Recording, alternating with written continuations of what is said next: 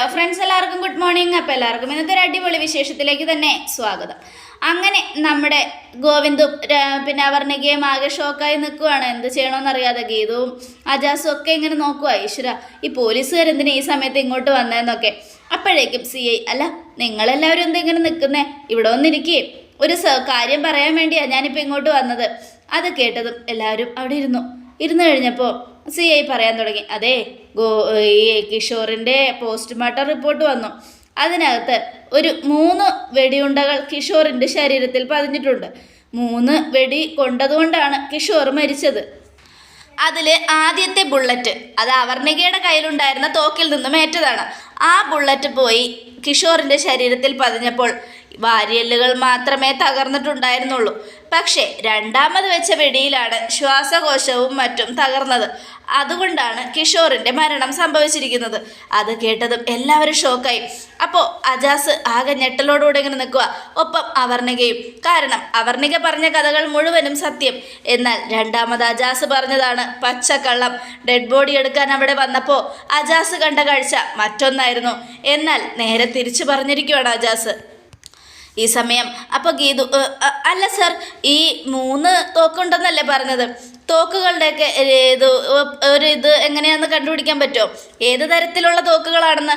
അത് കേട്ടതും ഗോവിന്ദ് ഗീതുവിനെ നോക്കുക, അങ്ങനെ കണ്ണടച്ച് കാണിക്കുക. അപ്പം ഗീതു, ഏത് തരത്തിലുള്ള തോക്കുകളാണെന്ന് തിരിച്ചറിഞ്ഞിട്ടുണ്ട് മിസ്സസ് ഗോവിന്ദ് മാധവൻ. എന്തായാലും ഞങ്ങൾ അന്വേഷിക്കുന്നുണ്ട്. അപ്പോൾ അവർണിക, സാർ ഞാനൊരു കാര്യം പറയാം. ഈ കേസിൽ ഗീതാഞ്ജലിയെയും ഗോവിന്ദ് സാറിനെയും നിങ്ങൾ സംശയിക്കണമെന്നുണ്ടെന്ന് അറിയാം. പക്ഷേ ഞാൻ പറയുന്നതാണ് സത്യം. എൻ്റെ ഭർത്താവിനെ കൊന്നത് ഞാനാ. അങ്ങനെയുള്ളപ്പോൾ നിങ്ങൾ ഇവരെ സംശയിക്കുന്നത് തെറ്റാണ്. ഞാനാണ് പ്രതി. എന്നെ നിങ്ങൾക്ക് അറസ്റ്റ് ചെയ്യാം, ജയിലിലിടാം. സോറി അവർണിക, അന്ന് അബോഷനായി ഹോസ്പിറ്റലിൽ കിടക്കുന്ന നിങ്ങളെ ഞങ്ങളെങ്ങനെ അറസ്റ്റ് ചെയ്യാനാ? ഞങ്ങൾ അറസ്റ്റ് ചെയ്താലും കോടതിയിൽ ചോദ്യം വരും. അതുകൊണ്ട് അത് പറ്റില്ല. യഥാർത്ഥ പ്രതികളെ കണ്ടുപിടിക്കും വരെ ഞങ്ങളുടെ അന്വേഷണം തുടരും എന്നും CI. അത് കേട്ടതും, ശരി സാർ, അതൊക്കെ അവിടെ നിൽക്കട്ടെ. അന്ന് ആ മരണം നടന്നടുത്തുനിന്ന് ഞങ്ങൾ ഒരു മൊബൈൽ ഫോൺ ഉണ്ടെന്ന് പറഞ്ഞിരുന്നില്ലേ? ആ മൊബൈൽ ഫോണിനെ കുറിച്ച് നിങ്ങളൊന്നും പറഞ്ഞില്ല. മൊബൈൽ ഫോണോ എന്നും CI ചോദിക്കുകയാണ്. അതെ, അവിടെ ഒരു മൊബൈൽ ഫോൺ ഉണ്ടായിരുന്നു. അതെ സാർ, അതെൻ്റെ അച്ഛൻ്റേതാണ്. അത് കേട്ടതും, അങ്ങനൊരു മൊബൈൽ ശരിയാണല്ലോ, അന്ന് നിങ്ങൾ എന്നോട് പറഞ്ഞിരുന്നു. അല്ല, നിങ്ങൾ ആ മൊബൈൽ എൻ്റെ അടുത്ത് തന്നില്ലല്ലോ എന്നും മറ്റു പോലീസുകാരോട് CI പറയാം. അങ്ങനൊരു മൊബൈൽ കിട്ടിയിട്ടില്ല സാർ. കിട്ടിയില്ലേ? അപ്പം നിങ്ങൾക്ക് തെറ്റിയതായിരിക്കും ഗോവിന്ദ്. അവിടെ അങ്ങനൊരു മൊബൈൽ ഉണ്ടായിരുന്നില്ല. ഇല്ല, അവിടെ മൊബൈൽ ഉണ്ടായിരുന്നു എന്നൊക്കെ പറഞ്ഞുകൊണ്ടിരുന്നോ. ഈശ്വര, മൊബൈൽ ഉണ്ടായിരുന്നു. എന്നാൽ പിന്നെ നമുക്ക് വീണ്ടും ഒന്നുകൂടെ അവിടെ പോയി ഒന്ന് അന്വേഷിക്കാം, വാ. ഈ സമയം CIയും കൂട്ടരും അങ്ങ് പോവുക. അവർ പോയി കഴിഞ്ഞതും, അപ്പം ആ മൊബൈൽ എവിടെ പോയി? ആ മൊബൈൽ നമ്മളവിടെ കണ്ടതാണല്ലോ. മനഃപൂർവ്വം ആരും അത് മാറ്റിച്ചിട്ടുണ്ട്. അത് കേട്ടതും നമ്മുടെ ഗോവിന്ദനോട് അജാസ് ചോദിക്കുക, അല്ല സാർ, എന്നാലും അതെങ്ങനെ സംഭവിച്ചു? അല്ല, അന്ന് അവിടെ ആരൊക്കെ ഉണ്ടായിരുന്നത്? അപ്പോൾ ഗോവിന്ദൻ്റെ മനസ്സിലേക്ക് രാധികയും വരുണും പിന്നെ അജാസും നിൽക്കുന്നത് ഇങ്ങനെ ഓർമ്മ വരിക. ഞാനും രാധിക മേഡവും വരുൺ സാറൊക്കെയാണ് അവിടെ ഉണ്ടായിരുന്നത്. അത് കേട്ടതും ഗോവിന്ദ്, അപ്പോൾ ആരായിരിക്കും മൊബൈൽ മാറ്റിയത്? പുറത്തുനിന്ന് ആരെയും പോലീസുകാരകത്തേക്ക് വിട്ടിട്ടുമില്ല. അപ്പം മനഃപൂർവ്വം കൈക്കൂലി കൊടുത്ത് ആ മൊബൈൽ എടുപ്പിച്ചിട്ടുണ്ട്, അതുറപ്പാ എന്നൊക്കെ പറയുകയാണ്. ഈ സമയം നമ്മുടെ ഗീതുവിന് ഒരു ഫോൺ കോൾ ഇങ്ങനെ വരുക. അപ്പോൾ ഗീതു അത് എടുക്കാണ്ട് ഇങ്ങനെ സംസാരിച്ചുകൊണ്ടിരിക്കുക. എന്നാലും 3 വെടി കിഷോറിന് കൊണ്ടിട്ടുണ്ട്. അപ്പോൾ ആ വെടി വെച്ചത് ആരായിരിക്കും? എന്നാലും കിഷോറിൻ്റെ ശത്രുവായ ആ അജ്ഞാതൻ ആരായിരിക്കും? ഇനി അജ്ഞാതനാണോ അജ്ഞാതയാണോ എന്നും ഗീതു ഇങ്ങനെ പറഞ്ഞുകൊണ്ടിരിക്കുമ്പോഴേക്കും വീണ്ടും ഫോൺ അടിക്കുക. അപ്പോൾ ഗീതു ഫോണും കൊണ്ട് വെളിയിൽ വന്നതും ഗീതു ഫോൺ എടുക്കുക. ഹലോ, ആരാണ്? സോറി, ഹലോ അമ്മേ, പറയാമ്മേ. മോളെ, ഞാനൊരു പ്രധാനപ്പെട്ട കാര്യം പറയാനാണ് വിളിച്ചത്. എന്താ അമ്മേ, എന്തു പറ്റി? അത് രഞ്ജുവിൻ്റെ ധ്യാൻ്റെ വിവാഹമാണ്, രജിസ്റ്റർ ഓഫീസിൽ വെച്ച്. അമ്മയോട് ഇതാരാ പറഞ്ഞേ? അതൊക്കെ പറയാം. രഞ്ജു ആണ് പറഞ്ഞത്. അല്ല, രഞ്ജു ധ്യാനമൊന്നും അല്ല. പിന്നെ ആരാ പറഞ്ഞേ? അത് പിന്നെ ആരാ അമ്മേ? ആരാണല്ലോ പറ. അനാർക്കലിയോ മോളെ? അനാർക്കലിയോ? അതെ, അവരുമായിട്ട് രഞ്ജുന് എന്താ ബന്ധം? അത് അവിടെ വന്നപ്പോൾ പരിചയപ്പെട്ടാന്ന് അവൾ പറഞ്ഞത്. മോളെന്തായാലും പെട്ടെന്ന് അങ്ങോട്ട് വാ. എങ്ങനെയെങ്കിലും അവരുടെ കല്യാണം മുടക്കണം. ഇത് നടക്കാൻ പാടില്ലെന്ന് തീരുമാനിച്ചിരുന്നല്ലേ? എന്നിട്ടും ഈ കല്യാണം നടന്നാൽ അത് വലിയ പ്രശ്നത്തിലേ ചെന്ന് അവസാനിക്കൂ. ശരിയമ്മേ, ശരി, ഞാൻ പെട്ടെന്ന് വരാം എന്ന് പറഞ്ഞുകൊണ്ട് നമ്മുടെ ഗീതു ഫോൺ കട്ട് ചെയ്യുക. കണ്ണേട്ടാ ഒന്ന് വന്നേ, എന്താ ഗീതു, എന്തു പറ്റി, ഒന്നിങ്ങ് വാ എന്നും പറഞ്ഞ് ഗോവിന്ദനെ വിളിച്ചുകൊണ്ട് അങ്ങോട്ട് വെളിയിൽ വരുക ഗീതു. എന്താ ഗീതു, എന്തു പറ്റി? അതെ, രഞ്ജുവും ധ്യാനും എന്നൊക്കെ പറഞ്ഞിട്ട് കുറേ നേരം നമ്മൾ കേൾക്കാത്ത രീതിയിൽ ഗോവിന്ദനോട് കാര്യങ്ങൾ കേട്ടതും നമ്മുടെ ഗോവിന്ദൻ ഞെട്ടി. ഈശ്വര, ഞാൻ ഈ കേൾക്കുന്നതൊക്കെ സത്യമാണോ? സത്യ കണ്ണേട്ടാ, സത്യ. എന്തായാലും ദേ സംഭവിക്കുന്നത് പലതുമാണ്. നമ്മൾ നടക്കാൻ പാടില്ലെന്ന് കരുതിയ കാര്യമാണ് നടക്കാൻ പോകുന്നത്. അതുകൊണ്ട് എത്രയും പെട്ടെന്ന് അത് മുടക്കിയേ പറ്റൂ. വാ, ശരി, ആദ്യം ഇത് നോക്കാം, അത് കഴിഞ്ഞ് ബാക്കിയുള്ള കാര്യങ്ങൾ എന്നും പറഞ്ഞുകൊണ്ട് ഗീതവും ഗോവിന്ദും കൂടെ കാറെടുത്ത് പോവുക. അപ്പം അവർണിക, ഷോ, ഗോവിന്ദ് സാറും ഗീതാഞ്ജലിയും യാത്ര പോലും പറയാതെ പോയല്ലോ. അത് പിന്നെ എന്തോ വലിയ പ്രശ്നം നടന്നിട്ടുണ്ട്, നമുക്കിവിടെയുള്ള പ്രശ്നത്തിലേക്കാളും വലുത്. അതുകൊണ്ടാണ് രണ്ടുപേരും യാത്ര പോലും പറയാൻ നിൽക്കാതിരുന്നത്. എന്തായാലും കഴിഞ്ഞിട്ട് വരട്ടെ എന്നൊക്കെ ആലോചിച്ചുകൊണ്ട് അവരിങ്ങനെ നിൽക്കുവാണ്. ഈ സമയം ഗീതു, എന്നാലും കിഷോറിനെ വെടിവെച്ച ആൾ ആരായിരിക്കും കണ്ണേട്ടാ? ആർക്കറിയാം? അതറിയാൻ വേണ്ടിയാ ഞാനിങ്ങനെ പല പ്രാവശ്യം കുത്തി കുത്തി ചോദിച്ചത്. പക്ഷേ അവർണിക പറഞ്ഞതൊക്കെ സത്യമായിരുന്നില്ലേ? സത്യമാണ്, അവർണിക പറഞ്ഞത് മുഴുവനും സത്യ. എന്നാ അജാസ് പറഞ്ഞതാണ് കള്ളം. അജാസ് എന്തോ ഒളിക്കാൻ നോക്കുന്നുണ്ട്. എന്താ കണ്ണേട്ടാ അത്? അതുകൊണ്ടാണ് ഞാൻ അവിടെ ഒരു ഡ്രാമ കളിച്ചത്. ഡ്രാമയോ? അതെ, പോലീസിനെ വിളിക്കുമെന്നും പറഞ്ഞ് ഭീഷണിപ്പെടുത്തി പോലീസിന് കീഴടങ്ങാൻ അവരോട് പറഞ്ഞ് ഞാൻ ചെയ്തത് വെറുമൊരു ഡ്രാമ മാത്രമായിരുന്നു. അജാസിൻ്റെ വായിൽ നിന്നും സത്യങ്ങൾ വരാൻ വേണ്ടിയുള്ള ഡ്രാമ. പക്ഷേ അവിടെ നടന്നത് മറ്റൊന്ന് എന്നൊക്കെ പറയുവാണ്. അത് കേട്ടതും നമ്മുടെ ഗീതു, എന്താ കണ്ണേട്ടാ? അജാസ് പറഞ്ഞത് മുഴുവനും കള്ളവാ. ആ 3 വെടിയുണ്ട അത് ആരെ വെച്ചെന്നറിയാൻ വേണ്ടിയാ ഞാൻ അങ്ങനെ ചെയ്തത്. പക്ഷെ അവിടെ പല പ്രശ്നങ്ങളും സംഭവിച്ചിട്ടുണ്ട് ഗീതു. എനിക്കതിൽ നല്ല സംശയമുണ്ട്. അവർണിക പറഞ്ഞത് മുഴുവനും സത്യമാണെങ്കിൽ അജാസ് പറഞ്ഞത് മുഴുവനും കള്ളവാ. അജാസ് ആരെയോ രക്ഷിക്കാൻ ശ്രമിക്കുന്നുണ്ട്. അത് കേട്ടതും ഗീതു ഇങ്ങനെ ആകെ ടെൻഷൻ അടിക്കുക. ഈശ്വര, ഇതിപ്പോൾ വല്ലാത്തൊരവസ്ഥയായല്ലോ, കണ്ണേട്ടനെല്ലാം മനസ്സിലാക്കുമെന്ന് തോന്നുന്നേ എന്നൊക്കെ ഇങ്ങനെ ആലോചിച്ചുകൊണ്ടിരിക്കുക ഗീതു. ഈ സമയം വിജയലക്ഷ്മിയാണ് കാണിക്കുന്നത്. ദൈവമേ, ഞാനാണെങ്കിൽ ഗീതുവിനെ വിളിച്ച് കാര്യം പറഞ്ഞു. ഇനി എന്ത് ചെയ്യും? ഗീതു എങ്ങാനും ഗോവിന്ദനെ കൂട്ടി വന്ന പ്രശ്നമാവുമല്ലോ. അങ്ങനെ വന്നാൽ ശരിയാവില്ലല്ലോ. ഗോവിന്ദെങ്ങാനും അനാർക്കലിയെ കണ്ട അവനൊരു കൊലപാതകിയാവും, അത് ഉറപ്പാ.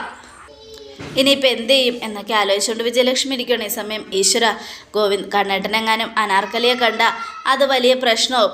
അനാർക്കലിയെ കണ്ട് കണ്ണേട്ടനെങ്ങാനും അനാർക്കലിയെ കൊല്ലുന്ന കാര്യങ്ങളും പറഞ്ഞാൽ അതും വലിയ പ്രശ്നവും. അതുമാത്രമല്ല, രഞ്ജുവും ധ്യാനും ഒന്നിച്ചു കഴിഞ്ഞാൽ എൻ്റെ തലയിലാവുമല്ലോ ദൈവമേ. രഞ്ജുവിനെയും ധ്യാനിനെയും തമ്മിൽ ഒന്നിപ്പിക്കാൻ വേണ്ടി ഞാൻ ഒരുപാട് പാടുപെട്ടിട്ടുണ്ട്. പക്ഷേ അവളുടെ രോഗം അത് അവളെ കല്യാണത്തിൽ നിന്നും മാറ്റി നിർത്തിയിരിക്കുകയായിരുന്നു. ഈ കാര്യം അതറിഞ്ഞു കഴിഞ്ഞാൽ, കല്യാണം നടന്നു കഴിഞ്ഞാൽ എല്ലാത്തിനും ഉത്തരവാദി ഞാനായിരിക്കും, ഞാൻ മാത്രം എന്നൊക്കെ ആലോചിച്ചുകൊണ്ട് ഗീതു ഇങ്ങനെ സങ്കടപ്പെട്ടിരിക്കുക. ഈ സമയം പിന്നീട് കാണിക്കുന്ന രഞ്ജു മണവാട്ടി വേഷത്തിൽ ഒരുങ്ങി വന്നിരിക്കുക. അപ്പോൾ അനാർക്കലി, എന്ത് സുന്ദരിയായിട്ടുണ്ട് കല്യാണ പെണ്ണിനെ കാണാൻ, നല്ല രസമുണ്ട് മോളെ നിന്നെ കാണാൻ. പക്ഷേ ഒന്ന് മാത്രം കുറഞ്ഞു, ആഭരണങ്ങൾ, പിന്നെ കുറച്ച് ആൾക്കാർ. വലിയൊരു കല്യാണമാണ് നിങ്ങൾ ആഗ്രഹിച്ചത്, പക്ഷെ അത് നടന്നില്ല അല്ലേ എന്നൊക്കെ പറയണം. അത് കേട്ടതും അതെ എന്നൊക്കെ പറഞ്ഞുകൊണ്ട് ഇങ്ങനെ സങ്കടപ്പെട്ട് നിൽക്കുക രഞ്ജു. അപ്പോൾ ധ്യാനും ആകെ ടെൻഷൻ അടിക്കുക. ഈശ്വര, ഈ ഒരു കല്യാണം നടക്കാൻ പാടില്ലെന്നാണ് ഗോവിന്ദേട്ടൻ്റെയും വിജയലക്ഷ്മി ആൻറ്റിയുടെയും ഗീതുവിൻ്റെയൊക്കെയും ആഗ്രഹം. കല്യാണം നടന്നാൽ എന്ത് സംഭവിക്കുമെന്ന് ഡോക്ടറും മറ്റുള്ളവരും പറയുകയും ചെയ്തു. പക്ഷേ ഇങ്ങനൊരു മുഹൂർത്തം ഞാൻ ആഗ്രഹിച്ചതാ. എന്നാൽ അത് വിധി ഇങ്ങനെയായിരിക്കും. ചിലപ്പോൾ ഞങ്ങളെ തമ്മിൽ ഒന്നിപ്പിക്കാൻ വേണ്ടിയായിരിക്കും ഇവർ രംഗത്തെത്തിയത്, ഇവരെ ദൈവം അയച്ചതായിരിക്കും എന്നൊക്കെ ആലോചിച്ചുകൊണ്ട് ധ്യാൻ ഇങ്ങനെ സങ്കടപ്പെട്ട് നിൽക്കുമോ. ധ്യാൻ, എന്താ ഇങ്ങനെ വിഷമിച്ച് നിൽക്കുന്നേ? ഏയ് ഒന്നുമില്ല ആൻറ്റി, ഞാൻ ഓരോ കാര്യങ്ങൾ ആലോചിക്കുമായിരുന്നു. എന്താ ധ്യാൻ, തനിക്ക് ഈ കല്യാണത്തിനോട് താല്പര്യമില്ലേ എന്നും. അനാർക്കലി, ഏയ് ആര് പറഞ്ഞു? എനിക്കിവളെ ജീവനാ, എൻ്റെ ജീവൻ്റെ ജീവനായി ഇവളെ ഒരിക്കലും കല്യാണം കഴിക്കില്ല എന്ന് ഞാൻ തീരുമാനിച്ചിട്ടില്ല. അതിൽ വേറെ ചില പ്രശ്നങ്ങളുണ്ട്. അതുകൊണ്ട് മാത്രമാണ് ഞാൻ മിണ്ടാതെ നിന്നത്. എന്താണെങ്കിലും എന്നോട് പറ ധ്യാൻ. വേണ്ട രഞ്ജു, ഇനിയിപ്പോൾ അതിൻ്റെ ആവശ്യമില്ല. നമ്മൾ തമ്മിലുള്ള കല്യാണം നടക്കാൻ പോവല്ലേ, ഇനിയിപ്പോൾ എന്തിനാ അതിനെക്കുറിച്ച് സംസാരിക്കുന്നത്? അതെ മോളെ, അത് ശരിയാ. ഇനിയിപ്പോൾ കഴിഞ്ഞു പോയ കാര്യങ്ങളൊന്നും വേണ്ട. കല്യാണം എടിപിടിയെന്ന് നടക്കണം, അതായിരിക്കും ശരി എന്നൊക്കെ പറയണം. ഈ സമയം രജിസ്റ്റർ ഓഫീസർ ഇനി വന്ന് ഒപ്പിട്ടോ എന്നും പറയുമ്പോഴേക്കും ധ്യാൻ നല്ല സന്തോഷത്തോടെ പോയി സൈൻ ചെയ്യുക. അങ്ങനെ രഞ്ജുവും ചെയ്തു, അനാർക്കലി സൈൻ ചെയ്തു. 3 പേര് സൈൻ ചെയ്തതിന് ശേഷം താലിമാല എടുത്ത് അനാർക്കലി ധ്യാനിൻ്റെ കയ്യിൽ കൊടുക്കുകയാണ്. ഈ സമയം വിജയലക്ഷ്മി രജിസ്റ്റർ ഓഫീസിൻ്റെ വാതിക്കലെത്തി കാറിൽ നിന്നും പെട്ടെന്നിറങ്ങി വിജയലക്ഷ്മി അകത്തേക്ക് ഓടിയ സമയം ധ്യാൻ രഞ്ജുവിൻ്റെ കഴുത്തിൽ താലി കെട്ടിക്കഴിഞ്ഞു. താലി കെട്ടിയതും സന്തോഷത്തോടെ രഞ്ജു ഇങ്ങനെ നോക്കി നിൽക്കുക. അപ്പോൾ അനാർക്കലിയും അങ്ങനെ തന്നെയാണ്. താലിയൊക്കെ കെട്ടുന്നത് കൊണ്ട് ഇങ്ങനെ നോക്കി നിന്നതിന് ശേഷം അനാർക്കലി സന്തോഷമായി. നല്ലൊരു ശുഭമുഹൂർത്തം. അങ്ങനെ അവർ തമ്മിൽ പരസ്പരം മാലകളണിഞ്ഞതും നമ്മുടെ വിജയലക്ഷ്മി ആ കാഴ്ച കണ്ട് ഞെട്ടുക. ഈശ്വര, എന്ത് നടക്കാൻ പാടില്ലെന്ന് വിചാരിച്ചോ അത് നടന്നല്ലോ. എൻ്റെ മോളുടെ ജീവിതം ആകെ മൊത്തത്തിൽ നടക്കാൻ പാടില്ല എന്ന് വിചാരിച്ചതൊക്കെ നടക്കുക എന്നൊക്കെ സങ്കടപ്പെട്ടുകൊണ്ട് വിജയലക്ഷ്മി ധ്യാനിനെയും രഞ്ജുവിനെയും ഇങ്ങനെ നോക്കി നിൽക്കുക. അങ്ങനെ മാലയൊക്കെ അണിഞ്ഞു. അതിനുശേഷം രഞ്ജുവിനെ നോക്കി നമ്മുടെ അനാർക്കലി കരയുക. എനിക്കും ഉണ്ടായിരുന്നു ഒരു മകള്. അവളെ വലിയൊരു വീട്ടിൽ കല്യാണം കഴിപ്പിച്ച് കൊടുക്കണം, അവളെ ഒരുത്തൻ്റെ കയ്യിൽ കൈപിടിച്ച് ഏൽപ്പിക്കണം എന്നൊക്കെയുള്ള ആഗ്രഹം എനിക്കുണ്ടായിരുന്നു. പക്ഷേ എവിടെ പോയി എൻ്റെ മോള്? അവൾക്ക് എന്ത് സംഭവിച്ചു എന്നൊന്നും അറിയില്ല. അത്രയ്ക്ക് വിഷമത്തിലാണ് ഞാൻ. എൻ്റെ മോളെ മിസ് ചെയ്യുന്നുണ്ട് ഒരുപാട്. എന്നാൽ ആ വിഷമം ഞാൻ നിന്നിലൂടെ തീർത്തു മോളെ. എനിക്ക് ദൈവം തന്നൊരു ഭാഗ്യമാണ് ഇങ്ങനൊരു ഭാഗ്യം, നിങ്ങളെ രണ്ടുപേരെയും ഒന്നിപ്പിക്കാനുള്ള ഭാഗ്യം. അതുകൊണ്ട് ഞാനിതിൽ ഒരുപാട് സന്തോഷിക്കുന്നുണ്ട്. എന്തായാലും മോളുടെ അമ്മയെ കൊണ്ട് ഇത് ദൈവം ചെയ്യിക്കാതിരുന്നത് ചിലപ്പോൾ എന്നെ കൊണ്ട് ചെയ്യിക്കാനായിരിക്കും എന്നൊക്കെ പറഞ്ഞുകൊണ്ട് നമ്മുടെ അനാർക്കലി കരയുക. അനാർക്കലി കരയുന്ന കണ്ടപ്പോൾ രഞ്ജുവിന് വലിയ സങ്കടമായി. രഞ്ജു അനാർക്കലി നോക്കി ഇങ്ങനെ സങ്കടത്തോടെ നിൽക്കുക. ഞാൻ എന്തായി കാണിക്കുന്നത്? നല്ലൊരു ദിവസമായിട്ട് നിങ്ങളെ കരയിപ്പിക്കുക, സോറി കേട്ടോ എന്നൊക്കെ പറഞ്ഞുകൊണ്ട് അവർ രണ്ടുപേരും ഇങ്ങനെ നോക്കി നിൽക്കുക ചിരിച്ചുകൊണ്ട്. അപ്പോഴേക്കും അവർ വിജയലക്ഷ്മിയെ കണ്ടു. വിജയലക്ഷ്മി ധ്യാനിനെ തുറച്ചു നോക്കുക. ധ്യാൻ ഒന്നും അറിയാത്ത പോലെ തലയും കുമ്പിട്ട് നിൽക്കുക. കാരണം ധ്യാനാണെങ്കിൽ ആകെ പെട്ട് നിൽക്കുക. വിജയലക്ഷ്മിയുടെയും ഗീതുവിൻ്റെയും ഗോവിന്ദൻ്റെയും രഞ്ജുവിൻ്റെയും നടുവിലാണ് ധ്യാൻ. കാരണം കല്യാണം കഴിച്ചില്ലെങ്കിൽ ഞാൻ ആത്മഹത്യ ചെയ്യും, കല്യാണം കഴിച്ചാൽ അവിടെ രഞ്ജുവിൻ്റെ ജീവിതത്തിന് പ്രശ്നമാണ് എന്നൊക്കെ എല്ലാം കൂടെ ആകെ പ്രശ്നത്തിൽ നിൽക്കുക. ഈശ്വര എന്നൊക്കെ പറഞ്ഞുകൊണ്ട് നമ്മുടെ ധ്യാനം ഇങ്ങനെ നിൽക്കുകയാണ്. ഈ സമയം വിജയലക്ഷ്മിയെ നോക്കി അനാർക്കലി, എൻ്റെ വിജയലക്ഷ്മി, നീ നടത്തി കൊടുക്കേണ്ടത് ഞാൻ ചെയ്തു. എത്ര വർഷമായി ഇവർ തമ്മിൽ സ്നേഹിക്കാൻ തുടങ്ങിയിട്ട്, എന്നിട്ടും നീ എന്തത് ചെയ്യാതിരുന്നത് എന്നൊക്കെ പറയണം. അതിനൊക്കെ അതിൻ്റേതായ സമയമുണ്ട്. വേണ്ടമ്മേ, അമ്മ ഇനി കൂടുതലൊന്നും സംസാരിക്കേണ്ട. എന്താ സംഭവിക്കുന്നതെന്ന് ഞങ്ങൾക്കറിയാം. എന്തായാലും അമ്മ ചെയ്തത് ശരിയായില്ല. അമ്മ ഇങ്ങനെ ചെയ്യുമെന്ന് ഞാൻ വിചാരിച്ചു പോലുമില്ല എന്നൊക്കെ പറയണം. മോളെ, ഞാൻ എന്ത് ചെയ്തു എന്നാ? വേണ്ട, ധ്യാനമായിട്ടുള്ള എൻ്റെ കല്യാണം നടക്കാൻ ഞാൻ എന്തോ ഒരു സ്വപ്നം കണ്ടതാ. പക്ഷെ ആരും അതിന് സമ്മതിച്ചില്ല. എല്ലാ കാര്യത്തിനും കൂട്ടുനിന്ന ആളാ ഗോവിന്ദേട്ടൻ. ഞാൻ എൻ്റെ ഈ കല്യാണം നടക്കാനും ധ്യാനോടൊപ്പം ഒന്നിപ്പിക്കണമെന്നും പറയാൻ വേണ്ടിയാണ് ഞാൻ അവിടെ നിന്നങ്ങ് പോകുന്നത്. പക്ഷേ അവിടെ നിന്ന് വന്നപ്പോൾ ഗോവിന്ദേട്ടനെല്ലാം സമ്മതമായിരുന്നു. എന്നാൽ പെട്ടെന്ന് ഒരു സുപ്രഭാതത്തിൽ ഗോവിന്ദേട്ടനെ മാറി. അതേപോലെ എന്നെയും ധ്യാനെയും ഒന്നിപ്പിക്കാൻ ഒരുപാട് ശ്രമിച്ച ഗീത പോലും ഈ കല്യാണത്തിൻ്റെ കാര്യം പറഞ്ഞപ്പോൾ എന്നിൽ നിന്നും അകന്നു മാറി. അതിൻ്റെയൊക്കെ കാരണം എനിക്കറിയണം. അതെല്ലാം പറഞ്ഞിട്ട് വേണമെങ്കിൽ അമ്മ എന്നെ വെറുത്തോ, എനിക്ക് കുഴപ്പമൊന്നുമില്ല എന്നൊക്കെ പറയണത് കേട്ടതും, നീ ചെയ്തത് ശരിയല്ല ധ്യാൻ, നിന്നോട് ഞാൻ കാര്യങ്ങളൊക്കെ പറഞ്ഞതല്ലേ. അത് കേട്ടതും, ആൻറ്റി ഞാൻ വേണ്ട, ഒരക്ഷരം മിണ്ടണ്ട അമ്മേ, ഇനി കൂടുതലൊന്നും പറയണ്ട, ഞങ്ങൾ അനുഗ്രഹിക്കുക എന്നും പറഞ്ഞ് രഞ്ജു അമ്മയുടെ കാലിൽ വീഴുക. അപ്പോൾ ധ്യാനം അങ്ങനെ തന്നെ ചെയ്യും. അങ്ങനെ വിജയലക്ഷ്മി, എൻ്റെ അനുഗ്രഹം നിങ്ങളോടൊപ്പം എന്നും ഉണ്ടാവും. പക്ഷേ നിങ്ങളിപ്പോൾ ചെയ്തത് ശരിയായില്ല, എല്ലാവരും അറിഞ്ഞു ചെയ്യേണ്ട കാര്യമായിരുന്നില്ലേ. അത് കേട്ടതും, അതിനെന്താ വിജയലക്ഷ്മി, ഇപ്പോൾ രജിസ്റ്റർ ചെയ്ത് താലി കെട്ടിയെന്നല്ലേ ഉള്ളൂ. നാലാളെ വിളിച്ച് എല്ലാവരും അറിയുന്ന വിധത്തിൽ കല്യാണം കഴിക്കുക. ഇങ്ങനെ എത്രയോ കല്യാണങ്ങൾ നടക്കുന്നു. അതൊക്കെ എന്താ നിനക്കറിയത്തില്ലേ? അനാർക്കലി, നീ ആട്ടം കാണണ്ട, കാര്യം അറിയാതെ നീ ആട്ടം കണ്ടുകൊണ്ടിരിക്കുന്നേ എന്നും പറഞ്ഞുകൊണ്ട് വിജയലക്ഷ്മി അനാർക്കലിയുടെ നേരെ വിരൽ ചൂണ്ടുവാണ്. എന്താ സംഭവിച്ചത്? എനിക്കൊന്നും അറിയില്ല. അറിയാമെങ്കിൽ നിനക്ക് പറഞ്ഞു തന്നിരുന്നെങ്കിൽ ഇങ്ങനെയൊന്നും ചെയ്യില്ലായിരുന്നല്ലോ. വേണ്ട അനാർക്കലി, വേണ്ട. നീ കളിയറിയാതെ ആട്ടം കണ്ടുകൊണ്ടിരുന്നിട്ട് കാര്യമില്ല. ഒരു കാര്യം ഞാൻ പറഞ്ഞേക്കാം, എന്തൊക്കെ സംഭവിച്ചാലും എനിക്കൊന്നേ പറയാനുള്ളൂ, ഇത് ശരിയായില്ല. ഈ കല്യാണം അംഗീകരിക്കാൻ എനിക്ക് പറ്റില്ല എന്നും പറഞ്ഞ് വിജയലക്ഷ്മി തറപ്പിച്ച് പറയുക. ഇത് കേട്ടത് രഞ്ജു, വേണ്ടമ്മേ, മതി, നിർത്ത്. ഞാൻ ഒരുപാട് കഷ്ടപ്പെട്ടിട്ടാണ് ഈ കല്യാണം നടന്നത്. അമ്മയ്ക്കറിയോ, അറയ്ക്കലിൽ നിന്നും ഞാനിന്ന് അപമാനിക്കപ്പെട്ട പടിയിറങ്ങിയത്. അന്നും ചെമ്പകശ്ശേരിയിലേക്ക് വരാൻ എനിക്ക് താല്പര്യമില്ലഞ്ഞുകൊണ്ടാണ് ഞാൻ നേരെ ധ്യാനിൻ്റെ അടുത്തേക്ക് പോയത്. ഇന്നും അഭിമാനത്തോടെ എനിക്ക് വിളിച്ചു പറയാനുള്ള ഒരു അടയാളമാണ് എൻ്റെ കഴുത്തിൽ കിടക്കുന്ന ഈ താലി. ഈ താലി ഉപേക്ഷിച്ച് അമ്മ എവിടെ വരാൻ പറഞ്ഞാലും ഞാൻ സമ്മതിക്കില്ല. ഞാനൊരു പ്രായപൂർത്തിയായ പെണ്ണാ. എനിക്കറിയാം എന്ത് ചെയ്യണമെന്ന്. ഞങ്ങൾക്ക് രണ്ടുപേർക്കും എന്ത് ചെയ്യണമെന്നറിയാം. ഞങ്ങൾ രണ്ടുപേരും കല്യാണം കഴിഞ്ഞ് സന്തോഷത്തോടെ ജീവിക്കുന്നതിൽ ഒരു കോടതിയെ എതിർക്കില്ല. അമ്മക്ക് എന്ത് വേണേലും ചെയ്യാം. ഈ താലി എൻ്റെ കഴുത്തിൽ നിന്ന് അഴിച്ചു മാറ്റാൻ പറഞ്ഞാൽ എൻ്റെ സ്വഭാവം മാറും. അപ്പം അനാർക്കലി രഞ്ജുവിനെ ചേർത്ത് പിടിച്ചു. മോളെ, നീ വിഷമിക്കണ്ട. നിൻ്റെ അമ്മയ്ക്ക് നിന്നെ കൂട്ടിക്കൊണ്ടു പോകാൻ കഷ്ടമാണെങ്കിൽ, സങ്കടമാണെങ്കിൽ, താല്പര്യമില്ലെങ്കിൽ നിന്നെ ഞാൻ കൂട്ടിക്കൊണ്ടുപോയിക്കോളാം.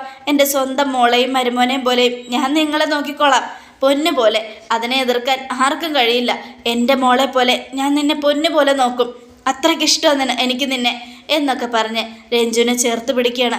സ്വന്തം മകളെ തന്നെയാണ് അനാർക്കലി ചേർത്ത് പിടിക്കുന്നതെന്ന് വിജയലക്ഷ്മിക്കറിയാം. എന്നാൽ അത് വിജയലക്ഷ്മി അനാർക്കലിയിൽ നിന്നും മറച്ചു പിടിച്ചുകൊണ്ട് ഞെട്ടലോടുകൂടെ തന്നെ ഇങ്ങനെ നിൽക്കുകയാണ്. അതോടുകൂടെ എപ്പിസോഡ് അവസാനിക്കുകയാണ്. നാളത്തെ ഒരു തകർപ്പൻ വിശേഷത്തിനായിട്ട് കാത്തിരിക്കുക. എല്ലാവർക്കും ഒരിക്കൽ കൂടെ നല്ലൊരു ശുഭദിനം തന്നെ ആയിക്കോട്ടെ.